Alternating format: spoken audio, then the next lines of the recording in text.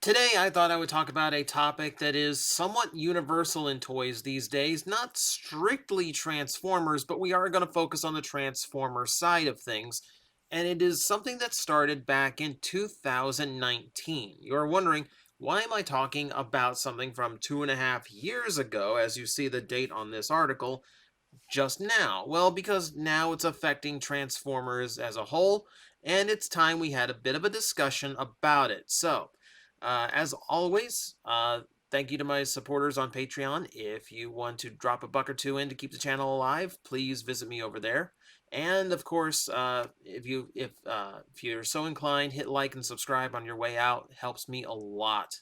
So this has to do with the new Hasbro initiative to remove as much plastic from their packaging material as possible. Now, this is, okay, uh, this is commendable. Okay, so yeah, this is very environmentally friendly. We can look at that overall.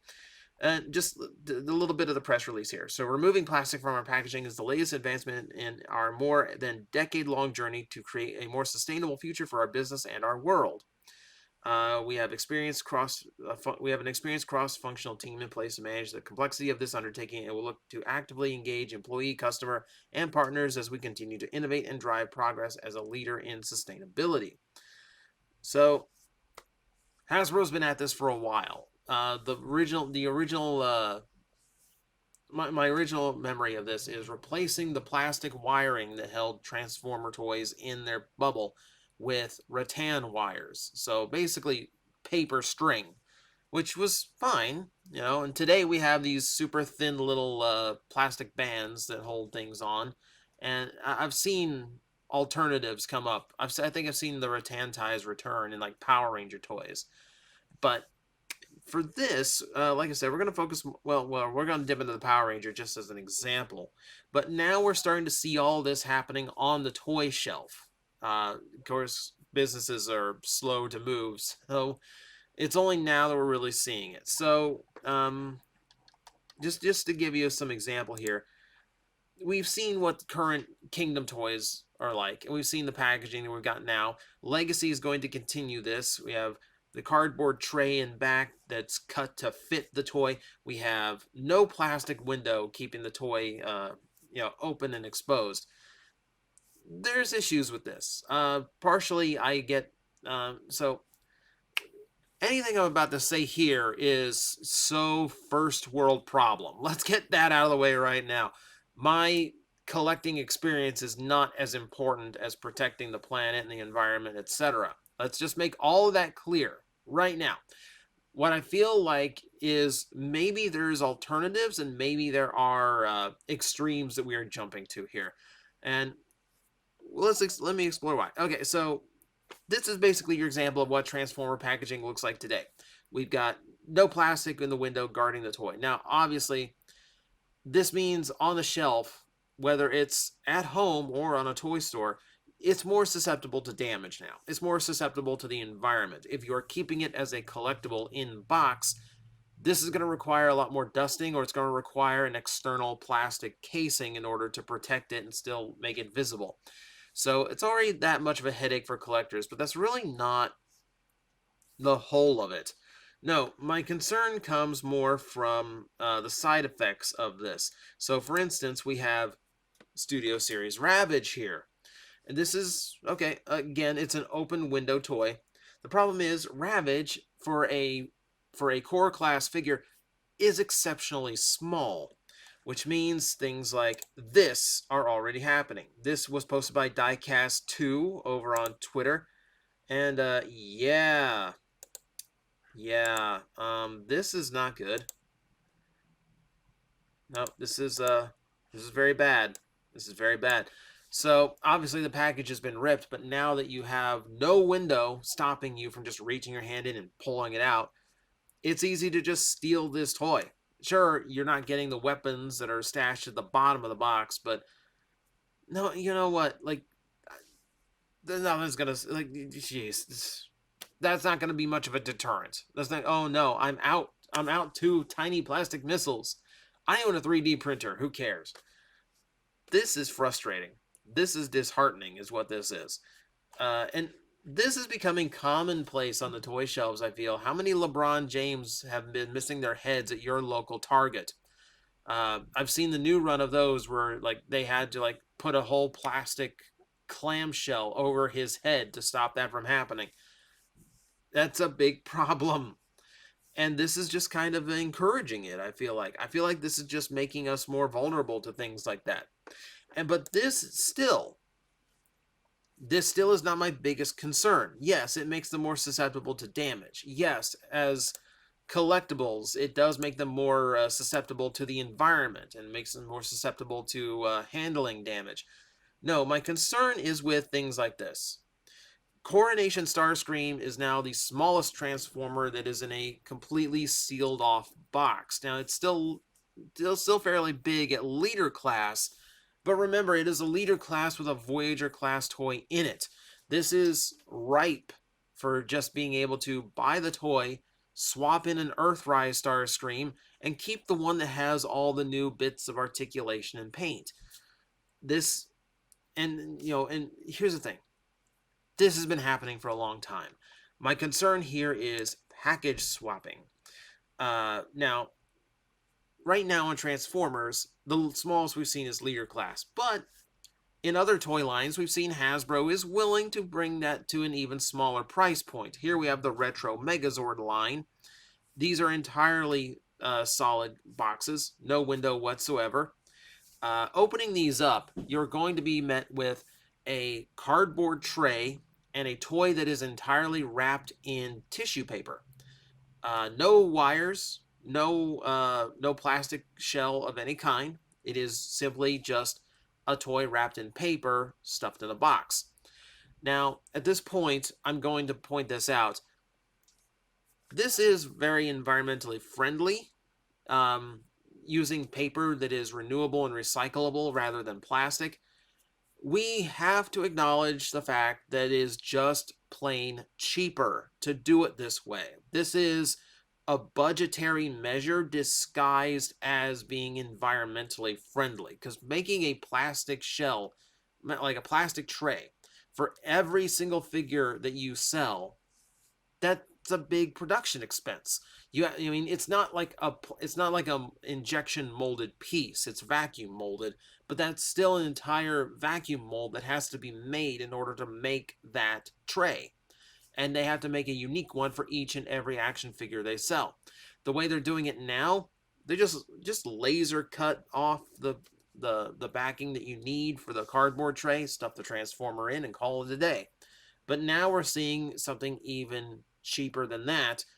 There is, like I said, there is absolutely nothing in this box except plain cardboard tray, figure wrapped in paper. And I feel like if they get away with that, they're going to start doing that a lot more. But of course, this is completely opaque. This is completely blind, is what it is. Which means you're going to end up with things like this. So package swapping has been a thing for a long time. Here you have a knockoff Ninjor, ironically enough, going from Power Rangers to Transformers again, stuffed in a Cybertron Optimus box.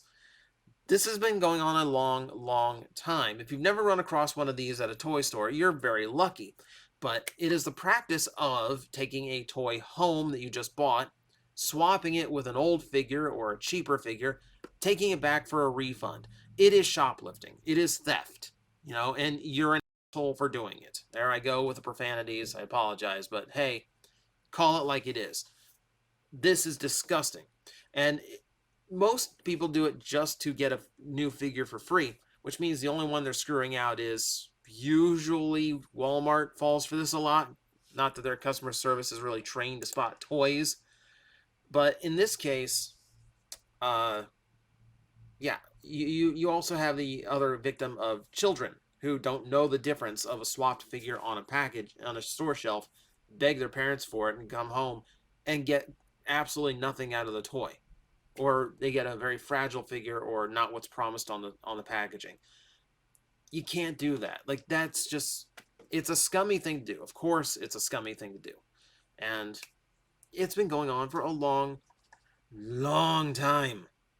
Here's another example of a Combiner War Wheeljack swapped with Cybertron Override, which, oddly enough, doesn't seem to have the right legs and has a Wheeljack head attached. Not sure how this one came about, but okay. I'm sorry you ripped up a much better toy than Combiner War Wheeljack to make that swap. Here's another one that's famous. Yeah, this one took effort. This one took time. Someone painted a Generations Red Alert and swapped it for a Wheeljack. Again, like, this is just so pathetic. This is so pathetic. I don't know why people have to be like this. I don't know why people think. I mean, theft is one thing, but also like not thinking the other consequences, like, you know, the kid factor and all that. Yeesh. Here's a really famous one. So once upon a time, someone managed to trick a few news sites into saying that this alternator dead end actually had a repacked black sideswipe in it instead. They even put comparison pictures. You immediately get a little bit suspicious when they don't post robot mode pictures of it or post any close-ups. This back then was a package swap meant to trick websites and trick collectors into thinking there was a rare variant out there. Of course, it's a scam. It was a scam.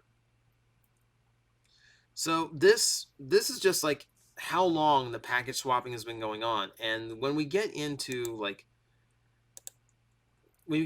closed box figures like this Starscream, and and then into things like these Megazords, you're just inviting it more and more. It's one thing when collectors can see the swap happen in a store and just go, oh well, we'll just avoid that. It's far different now that we have no clue, pay full price, come home, open it up, and we've got a Hot Wheel car, or or it's just something out of a Happy Meal, and no way of knowing until we've actually spent it. And then we have to be the package swapper going back saying, hey, this is the wrong thing. It sucks. The whole thing sucks. And I feel like we're just opening this up to a whole new wave of this and just being far, far worse about it. Now, there's alternatives. There are alternatives here.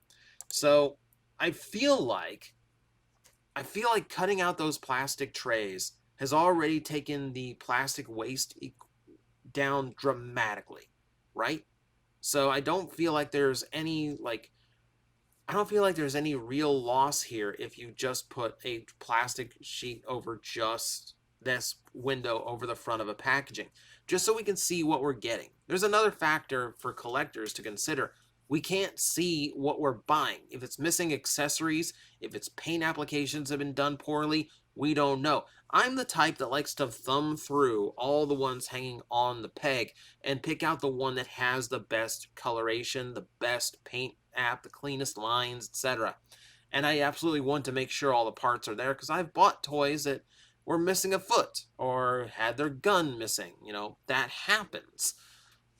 Now we don't know when it happens. So if they're going to go with like completely blind packaging, what I need out of Hasbro is an assurance that the QC is much tighter than it used to be, so I know that this is not going to happen again.